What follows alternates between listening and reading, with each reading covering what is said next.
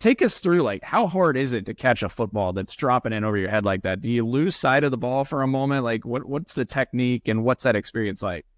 Yeah, I feel like it is, but I feel like we do a lot of reps. I feel like when you do things on your own, like it helps out a lot. Like I throw a tennis ball against the wall and try to like work catching it over the shoulder like that. And I feel like it really does make a difference whenever I get out there on Saturday and I'm put in a position where I have to catch a ball like that. Thanks for listening to KC Sports Network, proudly presented by Emprise Bank. If you're thinking about starting a business or know someone who is, check out Emprise Bank's SBA loans. It's always good to know your options, and they can be your partner in possible. Hello and welcome to this week's 3-Mall Player Spotlight, brought to you by Riverbank Brewing in Council Grove and Wildcat NIL. I am your host, Cole Manbeck, joined by Derek Young, and we are thrilled to be joined today by K-State sophomore wide receiver Jayce Brown, who leads K-State with 398 yards receiving through 6 games and caught the go-ahead 50-yard touchdown pass Saturday that proved to be the eventual game winner at Colorado. Before we get started with Jayce, we want to give a shout out to our friends over at Riverbank Brewing, located just 35 minutes from Manhattan on Main Street in Council Grove, just off the Neosho River. Really cool building that the owners spent years refurbishing while maintaining its charm and history. Riverbank brews their craft beers in-house, also recently released their fall cocktail menu featuring Lewisburg apple cider. And speaking of fall, Riverbank has an amazing, huge outdoor covered patio with tons of seating and room where you can enjoy some great beer and cocktails while watching the Neosho River flow by and enjoying some college football on one of several TVs on the patio. It's a great spot to watch some college football both inside and outside, and they'll be open on Saturday if you're looking for a spot to watch the K-State West Virginia game. Riverbank also has beer available on the go, so you can pick some up and take it home or go to a future tailgate this football season. Stock up with Riverbank Brewing's beer to go as well. Go to riverbankbrewing.com for more info regarding their hours, menu, and so much more, such as events where they'll have live music on site. Go check out Riverbank Brewing, a local brewery owned and operated by terrific folks who are supporting K-State athletes and Wildcat NIL, and enjoy some craft beers and cocktails in the beautiful Flint Hills. Jayce, thanks so much for coming on with us, man. How you doing? I'm doing good. How y'all doing? I'm doing great, man, and doing great, especially after the way you guys played and come out with a win in Boulder on Saturday. How would you describe the experience of playing at Colorado and coming out with a win? Oh, it was electric. I feel like all the guys were ready. It was just like a great atmosphere to play in. And happily we went there and got a dub. I mean, but the experience in Boulder was actually it was crazy. I kind of liked it. I like being a villain going to away games. I was going to say, you seem like somebody that kind of relishes the big moments, the big stage like that. Is that the case? Yes, sir. Absolutely. I love playing at home without our fans and everything, but I like being a villain sometimes going on away road games. Did you have an idea all the celebrities and NBA dudes that were on the Colorado sideline during the game? Yeah, when I was warming up pregame, I seen a couple, and I seen a rapper from Florida. I was like, yeah, I have to play good now. Which was the rapper from Florida? His name is Real Boston Richie. Okay, all right. You listen to his stuff? Yeah, I used to listen to him a little bit. How many others did you recognize when you're staring them down after that? I mean, you stared them down after that go-ahead touchdown. I'm curious, how many did you recognize over there when you're looking over them? I seen Bradley Beal, John Wall, Kevin Durant. That was it, pretty much. So Bradley Beal put you on it. No, you're good. Bradley Beal put you on his Instagram too, right? Did you see that? Yeah, he DM'd me after the game. Oh yeah, what did he say? He told me he said tough, and then he put laughing emojis. Okay, nice. That's pretty cool. Yeah. I remember when Avery kind of spoke about BYU, he said obviously that was a hostile environment too, but he said they were almost like nice though at BYU. I'm assuming it was the opposite at Colorado. Yeah, absolutely. They were like, I don't know how to say it. BYU was like they go about their business the right way. Like they would like, you can't really like say anything because they're like handling business and not saying anything to you. So it's like, it was tough to lose there, but they did it in a classy way. So it wasn't like in a bad way for us, if that makes sense. Yeah. Both games really late at night. And you guys get back at like 5 a.m., I think, from those trips. What do you think about those late night kicks, and how grueling is it to kind of bounce back that following day? I feel like it's good because our coaches, like, they try to take care of us and like adjust our schedules like accordingly, but It definitely is a little like I like the daytime games better, but I mean you just have to adapt and adjust. Yeah, Avery said he hated the night games. So Yeah, I like. What is your game day routine like, especially when you got night games, Jay? So you sit around the hotel, especially when you're on the road. What do you kind of do during the day to kill time to get to the kickoff? I usually like to take an hour or two nap in between like meetings and stuff, and then I try to get Normatex and cold tubs just so I can make sure I'm prepared for the game and feel good. And then I like to watch a little film right before I take my nap too. I'm curious. You said Bradley Beal reached out to you after that and contacted you. I mean, did you hear from a bunch of other folks after the game and playing? I mean, 3.3 million people watched the Colorado game. I'm just curious what the kind of reaction was or who all you heard from after the game. It was mainly just family and friends and people back home, and obviously a lot of people on Instagram. But yeah, it was kind of crazy how just like my phone was like blowing up after the game, which is a good feeling. Well, you catch the 50-yard touchdown to go up 31-28. Just take us through that play and how you kind of walled off the defender to make the catch and score. We threw the same play 2 plays before, I think, 2 or 3 before, and I was kind of frustrated because I had dropped it, and I knew I could have called the ball, and I was kind of like frustrated because I didn't think we were gonna like call a play like that again. And 2 plays later, we called it again, and I beat him off the line and Avery put it in the air, but I felt like I had to slow up a little bit to like make sure the DB couldn't play the ball. And I like bumped into him a little bit so I could create a little bit of separation last minute, and it worked. And I called the ball, and it was pass interference. So I mean, I don't really try to look for the pass interference. I want to get catching the touchdown. I think Avery said it was an RPO. Is that true? Yes, sir, it was. So did you guys just, as soon as you guys seen man coverage, you just went to the pass option? Yes, sir. I think it's like they read it a certain type of way with the box, and he got the look that he wanted, and he liked his matchup, so I guess he threw it. The passing game really starting to click these last 2 games against Oklahoma State and Colorado. What do you think has been like that difference that's kind of changed things to go the right way the last couple of games? Repetition and confidence. I feel like guys are staying a little bit after every other practice to get those extra reps of throwing deep balls and stuff like that to make sure whenever we do get our chances, like we take advantage of it because those are really important plays in the game. And we just do a lot of things in practice with scramble drill and catching when there's other like special teams periods going on just to make sure we're clicking and on the same page. So I feel like that's helping out a lot with our confidence.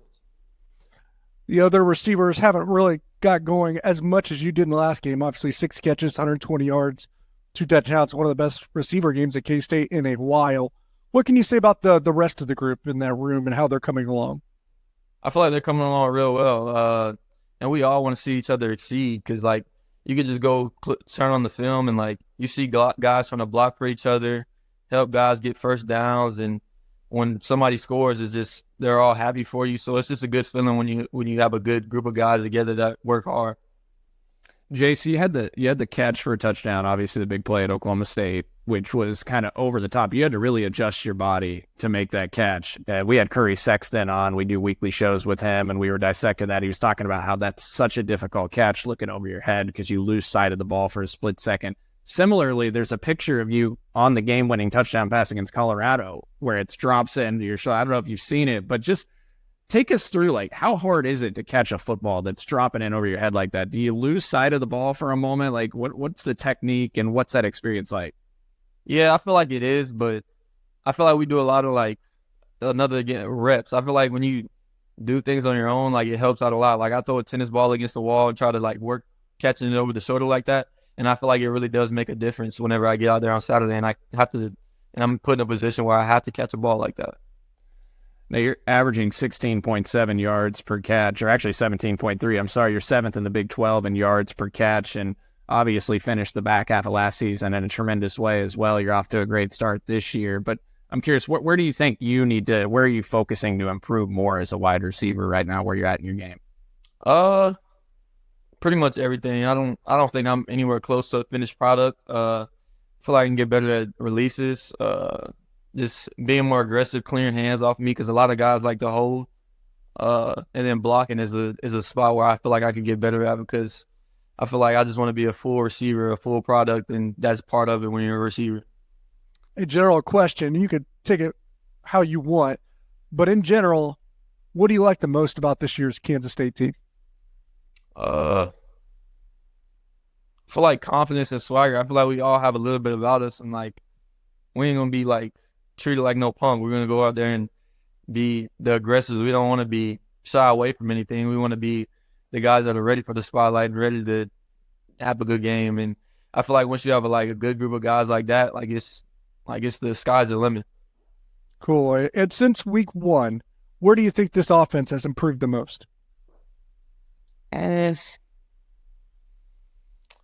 probably say chemistry. Just getting on the same page with people, getting the snap count, the motions down, making sure everybody's where they're supposed to be. So whenever it's game day, it's just no thinking. You just play freely and it's clicking. And I feel like we're getting closer and closer to that, but we're not even close to what we need to be at yet. And do you have a teammate right now, do you think, that's playing super, super well, but probably isn't getting the love that they deserve? Let me think. Yeah, no, you good. The person I'd probably pick is Marquise Siegel and Zason Rich, because he came in as a true freshman last game in a really big game, and he was guarding some of the best receivers in our conference. And I feel like he did a good job for the time he was in there, and he's been doing a really good job on special teams just from the stuff I've watched with our coach, special teams coach, Coach Katz.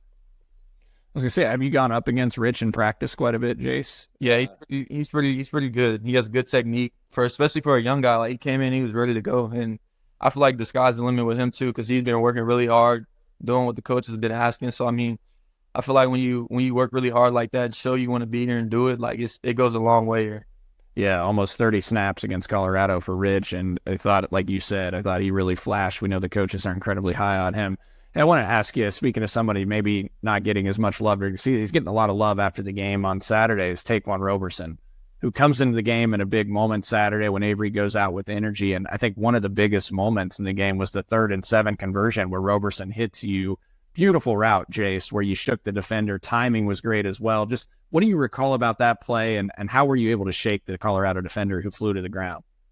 We ran a play similar to that, and I kind of like squeezed off my space to the sideline for the throw. So it was a really hard throw for Avery. And then our coach, Coach Middleton, he came up to me and was like giving me like tips and stuff to like make sure I can get a ball, because like you want to be quarterback friendly. And I did it that play where I could save some space for the throw, and Taquan gave me a good ball. And I was glad he gave me a chance, and I just made a play after the catch. But it definitely was with confidence. As soon as Avery went down and Taquan came in, guys were like uplifting, and like we weren't like scared or anything, because like we know he's done it in practice. He was prepared for the moment, watching film with the coaches. Like, so like I feel like there was no drop off. He was ready to go whenever he got his moment.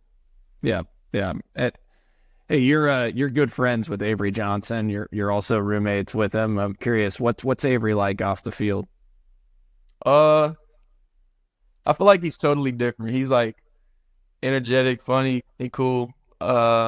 We go out, like our roommates, we all go out and eat sometimes, and it's just a good time to get away from football. That's why I feel like it's good that we're all roommates, because there's so much more to life than just football, and we can go talk about that. We can get on the game and play the game and talk about things, but it's just good having a good group of guys around me. And like I don't know, he's funny though. I ain't gonna lie, he's funny. He don't really like show it, but he is funny. Like, he took a picture with somebody in the stand. And during the game, yeah. What was the reaction to that? Like, did the coaches say anything when they saw that? Nah, he called me over to talk about a play, and I started walking over and with somebody's like on his hand. I was like, "What is he doing?" I just started laughing. It was funny. And he also did Dion's dance, so he's definitely got some humor to him, huh? Yeah, it was funny. I mean, you two both. I mean, you're staring down the celebrities on the sideline. You're blowing a kiss to the Oklahoma State cheerleaders, Jayce. You kind of got that. What do the kids call it? DY Riz? Is that it? Is that Jayce? Is Riz the word? Yeah, I'm too old to probably be using it, right? So, hey, what do you guys do for fun? I mean, you just kind of mentioned it, you go out to eat and stuff, but what do you guys do for fun when you get away from football outside of that? Definitely video games. We'll go golf every once in a while. I kind of suck at golf though. I got learned a little bit since I've been out here. We play basketball. We'll go to the rec sometimes to play basketball. That's about it. That's all we do. We don't really have a lot of free time, to be honest. Yeah. Have you been? You guys go to West Virginia this week? Have you ever been there? No, sir. Okay. And what are you looking forward to most about that game? I guess just in general. Environment. I love going away games. I can't wait to see what it's like. I can't hear the fans go against us and boo it. We run out. Okay, I got you. And you're from Fort Walton Beach, Florida, right? Yes, sir. What can you tell us about that area? I feel like there's a lot of like gyms out there. I feel like we're under recruited in North Florida because everybody talks about South Florida. But yeah, honestly, it's a beautiful place. Destin. It's like really a lot of people go there for vacation. So I mean, I love where I live, but I'm out here for right now. I love it in Kansas. Feel like I'm a diamond out the dirt. That's a great line, man. Well, hey, Jayce, we'll get you out of here, but I appreciate the heck out of you, and I know K-State fans are so grateful to have you at Kansas State, and so are our folks at Riverbank Brewing, and they enjoy watching the heck out of you as well. So we appreciate it. Good luck on Saturday, and for folks, go check out Riverbank Brewing in Council Grove. Go to catsnil.com. Support guys like Jayce Brown, who are big-time contributors for Kansas State, and a lot of fun to watch. So, Jayce, we appreciate you, man. Yes, sir. Thank you for having me.